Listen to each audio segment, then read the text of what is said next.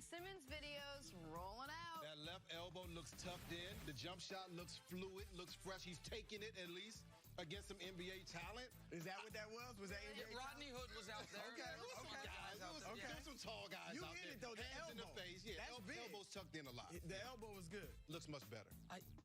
Listen, no, you guys know I'm a huge Ben Simmons fan. I'm the one that always defends him on the show.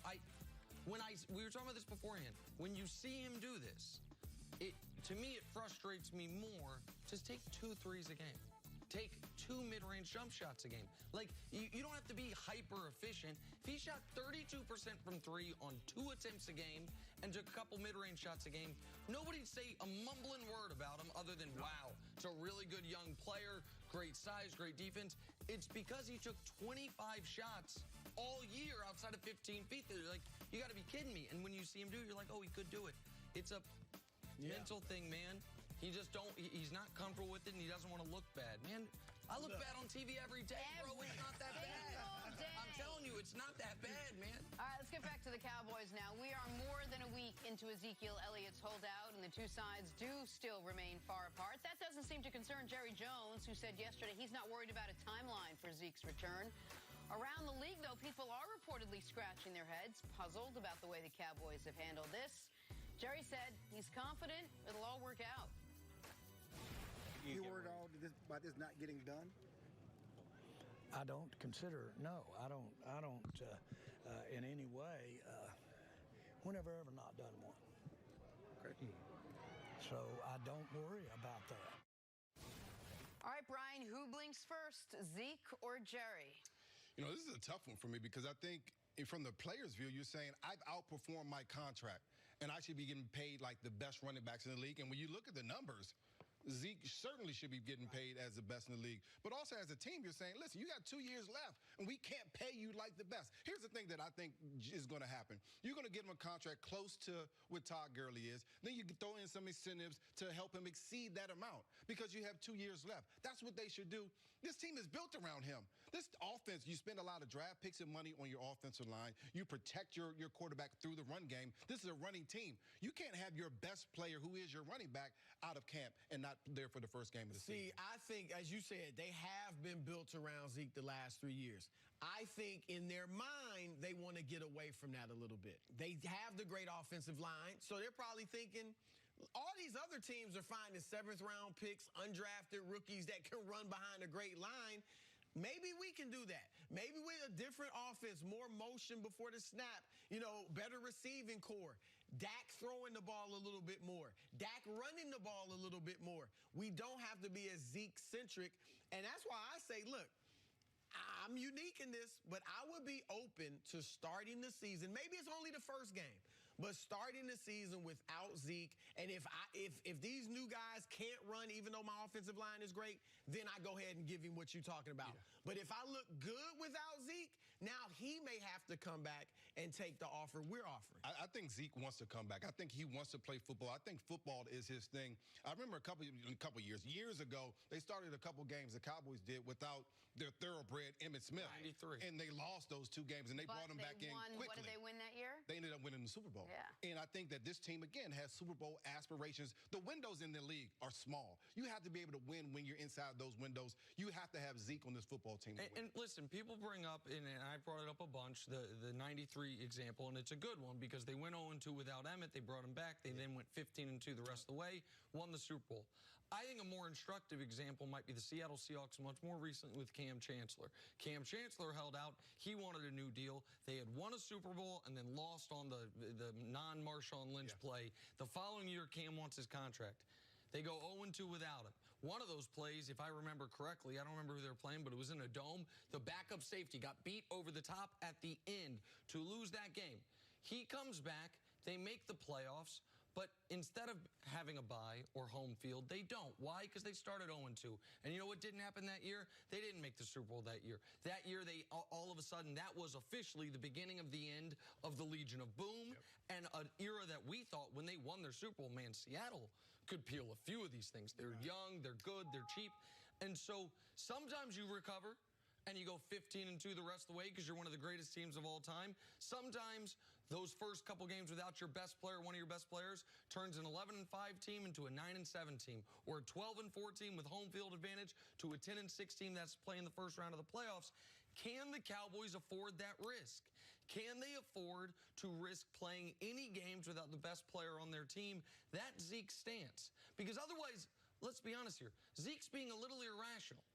And by that I mean, when you're in a contract negotiation, the earlier you get your extension, what you are for security, you are usually forfeiting money. Yeah. And if the later you go, the more risk you take, the more money you can get. Zeke, it would appear, is trying to have it both ways. Yeah. I want the money as if my contract is up, but I want the security of getting it 2 years early. So I get why the Cowboys would be like, man, you can't have it both ways. You want to get the highest paid deal ever? Wait.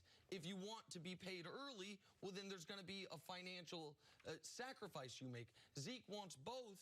And the question, of course, is will the Cowboys give him both? Well, that's why I said you have to get an agreement that has incentives that can make you the highest paid. When I looked at Pittsburgh last year, Le'Veon Bell's not there, but they had James Conner waiting. He was waiting to go. When I talk about the Dallas Cowboys, they had Alfred Morris. Not the same type of caliber running back, older guy, has been through the league, but he's an older guy. He's not going to get you 1,000 yards this year. They don't have a James Conner. That's why they need Zeke back in this game. We haven't had a running back on the show. Just a question. Tell me what's going through Zeke's mind right now. How hard does he train? How you mentioned earlier he really wants to get back. I mean, what is he putting himself through? How much can he be able to just sort of transition right back into the game life if he does come back for the first game? I think as a running back, it takes a lot of time. It takes talent to be able to read the holes, to feel it. I think he has that. He comes back and he feels that. That's something that's natural for him. Making sure that he's in top shape. When he came back last year, he looked thinner. He looked quicker. He had more explosion to the hole. This is what he has to be prepared for. He got 322 rushes last year, 77 catches.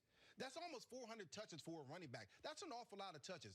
To me, Le'Veon Bell had the same argument. I know I'm going to get 350-plus touches. I don't want to wear myself out and not get paid. I think Zeke's argument is valid because he's the most important part of the team, but he also knows I'm going to touch the ball an awful lot, and the shelf life on a running back is very, very small. Look, you have to make as much money as you can. We've heard Stephen Jones and Jerry Jones referencing analytics more and more, all right, during this whole time. Take it for what it's worth, because, like I said, I think Zeke's the best running back in the game.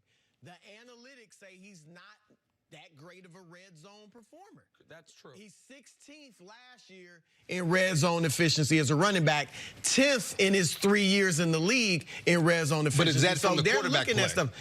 Possibly. That's the question. But I think that's what they're looking at. I think they're clearly looking at the Todd Gurley deal. I mean, that looks like the Rams it was right now are crazy mistake. Yeah. Right. He's damaged goods at this point. And David Johnson averaged 3.5 yards a carry last year after getting the big money. But those are the same deals Zeke's looking at and saying, man, damn good thing David Johnson got that money. Right. Yes. Damn good thing Todd Gurley got that money, because if they'd have waited, what's Todd Gurley's market value now? We got to see him play because people are worried about his knee. Yep. David Johnson, the Cardinals, as the Cardinals often do, made a kind of irrational decision there. They paid him early. He was brilliant that year, by the way. 2,000 yards scrimmage, 20 touchdowns. He was great. But they paid him based on 1 year production. The next year, he dislocates his wrist, missed the whole year. And then last year, he was really unproductive. So I do understand the argument from both sides that the reason that I believe Zeke, and the reason I think Zeke is going to take it to the wall like this, is his agent, I'm sure, is telling him, hey, man, Jerry knows this is their best chance of this season, next season, and the season after. They are not going to be able to have as much talent on the roster, known talent. Now, maybe draft picks will turn into something, but La'el Collins, Jalen Smith, Byron Jones, Dak, Amari, all pending free agents. You've got 3 offensive linemen making $12 to $15 million a year moving forward. You just made DeMarcus Lawrence one of the 3 highest paid defensive players ever. All those guys we know are going to be there this year. We have no idea which ones will be there next year. So if you want your best chance to win a Super Bowl, it probably was 2016, the 13-3 year, the rookie year, the year that the home field went through Dallas, but they got Mason Crosby and Aaron Rodgers in that game, and there's nothing you can do. So is Jerry going to risk punting on this year in Jerry's, we talk about Tom Brady's age 42 season, in Jerry's age 77 season, or is he going to say, you know what, man, what's a few $1 million here? We'll figure it out later. That's what Zeke is banking on. That's, to be honest, what I'm banking on. That's why I think the Cowboys are going to play. Meanwhile, Zeke is still in Cabo, and there's no decisions yet at this point on Dak and Amari. We'll take a break. Coming up, back to basketball, is David Griffin right that building around LeBron was miserable? That's next on First Things First.